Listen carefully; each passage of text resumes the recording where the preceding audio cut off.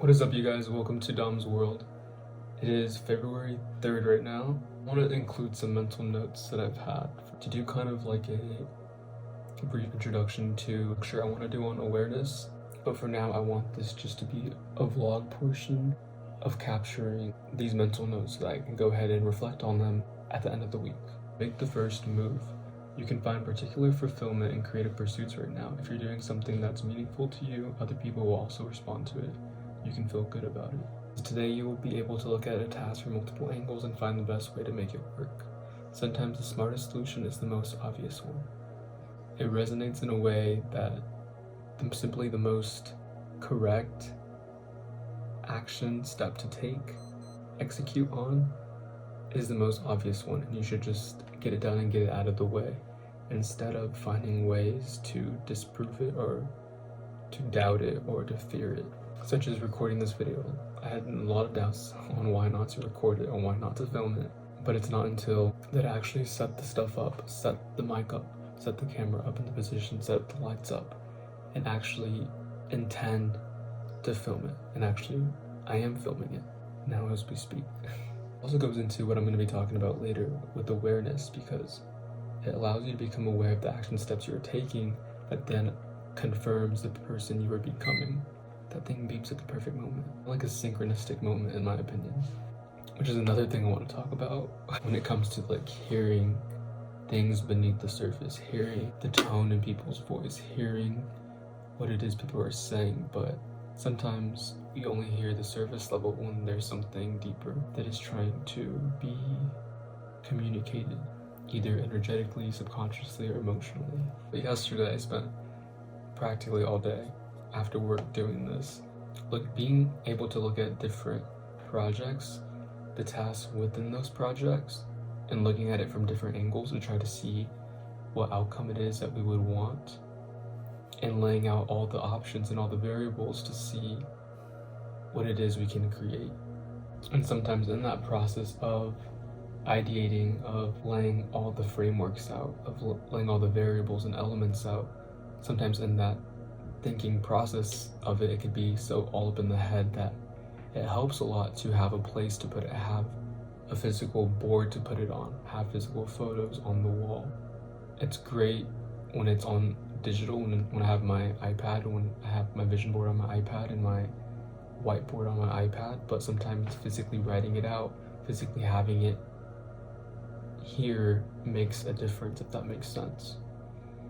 Another thing when it comes to creation, when it comes to trying to find the best solutions and trying to look at different tasks from multiple angles, sometimes we get so emotionally attached to the outcome, to the end result, when sometimes what we really need to do is emotionally detach from the outcome and put our full focus in on the present moment and on the task at hand. It says, this month, you are ready to develop self-esteem independent of what other people think of you. This is a commendable move for someone who can get in the headspace where they believe they have some kind of inner deficiency. Figure out how to be useful in relation to changing the world. Developing self-esteem despite what other people think, despite other people's opinions, despite other people's decisions, or who gives a fuck anymore? Who gives a fuck? Do you and do you for you. It's not selfish. You're on your own path, simply.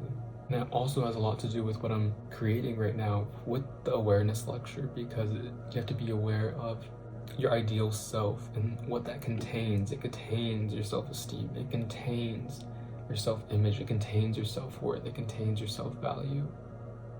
All these things you hold up to a certain standard that you ideally want to be, that you ideally look at. And sometimes we have the tendency to put so much focus on the ideal that we get lost from what's real and what's realistic. It's so caught up in how idealistic things can be instead of dealing with the realistic things in the present moment, in the here and now. And that is where the action takes place. The idealistic point of view serves as a vision, serves as a direction, serves as a standard, but not in a negative way. It can be negative if you put too much emphasis on it, if you put too much pressure on yourself to become that. It can become negative. It can become positive if you allow yourself to naturally to evolve to that ideal self. But having that ideal self image of what you want to become, of who you want to become and what you want to do, that's what we're going to be talking about in the lecture.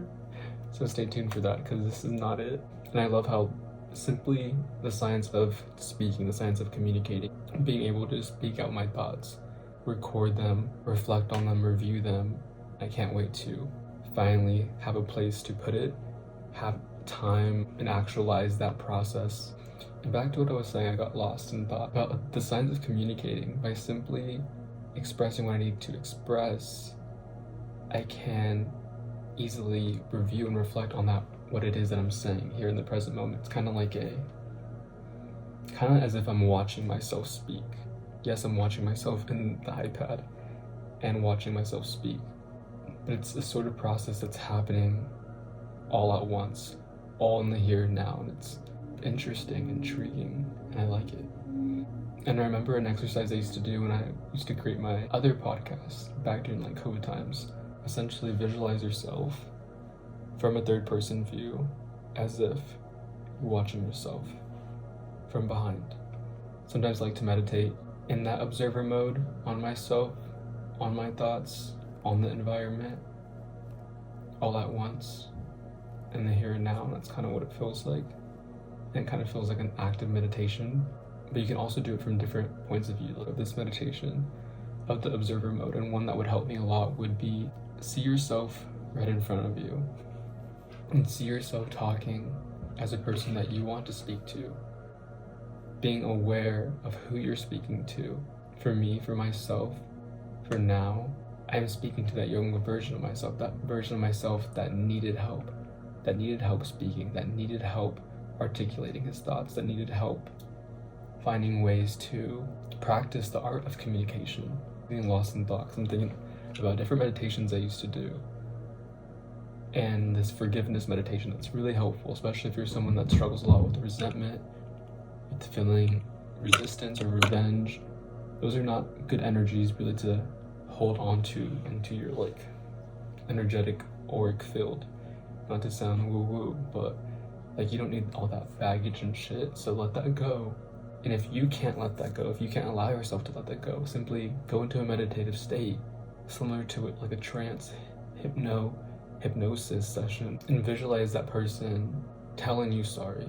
Visualize that person telling you why they're sorry, and get into that emotional state of what it feels like to forgive that person, to forgive them for all that they've done. Yes, they may not have apologized yet, they may not have did anything to help solve this problem or provide a solution, but if you practicing that emotion, what it feels like to forgive, helps that come to be, if that makes sense.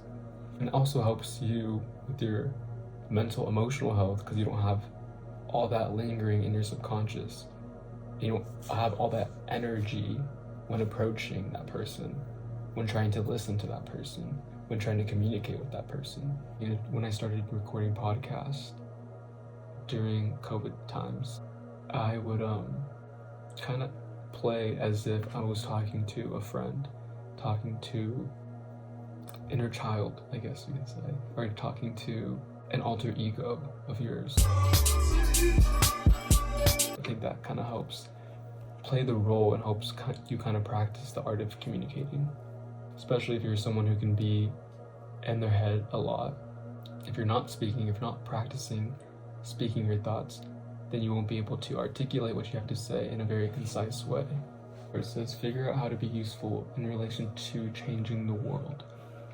Because as someone who aspires to be a leader, who aspires to inspire other people, to help motivate other people, to help create big change, big impact in this world, you can sometimes feel so small, not know exactly where to go or who to go to or what to do because of how big these problems can be. But what you can focus on is sharing your story, is sharing your perspective, and is sharing your journey on making that happen. What you can do is record, analyze, reflect, and improve on your action steps towards making that happen. So this last part really resonated because sometimes you have so much built up emotional energy inside of you that you haven't actually experienced, that you haven't actually released. And all that needs to go somewhere, all that needs to be transmuted, whether that's crying, whether that's making art, whether that's making music, different things to get this trapped energy out of you. And I don't know if you guys can relate, but even after you've had like a breakdown and after crying for so long, like crying so exhausting, but it feels so good after you're done with it. That like nap after you cry, when you wake up, you just feel so refreshed. You feel so new. If you question whether you're headed in the right direction, there is no right or wrong answer, but let your inner voice guide you down the path that feels right for you. And to me, this means that if you're like questioning whether these certain tasks, these certain action steps are gonna get you towards that right direction, there's gonna be more than one way to get to a destination. And most of the time you can't control the outcome. So what really matters is listening to that voice, listening to that inner guidance system within you that's leading you, that's telling you where to go, that's allowing you to feel joy, to experience happiness, to experience inspiration, to experience creativity.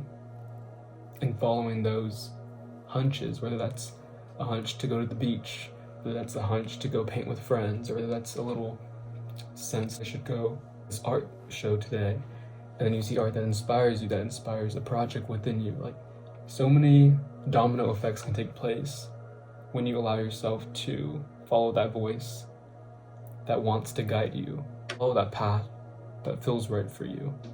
Like, what is some other stuff that I had to do today?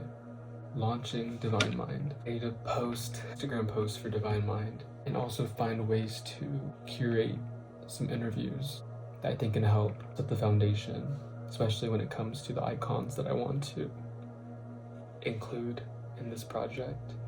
Hopefully collaborate with this project. I need to edit those videos for Divine Mind, post the infographic post, as well as the definitions, the principles, all that stuff, the quotes, the filler post, the vision board post, create reels as well for the brand and TikToks, and just start actually releasing stuff for the project, creating some tweet posts, miscellaneous stuff we have on our Notion, we can go ahead and put onto Twitter. Anna did want to make a creator economy video, adapting to this new economy and adopting new skill sets, the different skill sets that are up and coming, and go into detail on different sites, different softwares, no code tools, no code sites, no code softwares, AI tools that you can use to help your business and thrive in this creator economy. I'm gonna go ahead and take a break because I'm gonna go get a smoothie. I'm gonna make my brain smoothie. That's what I'm gonna go do.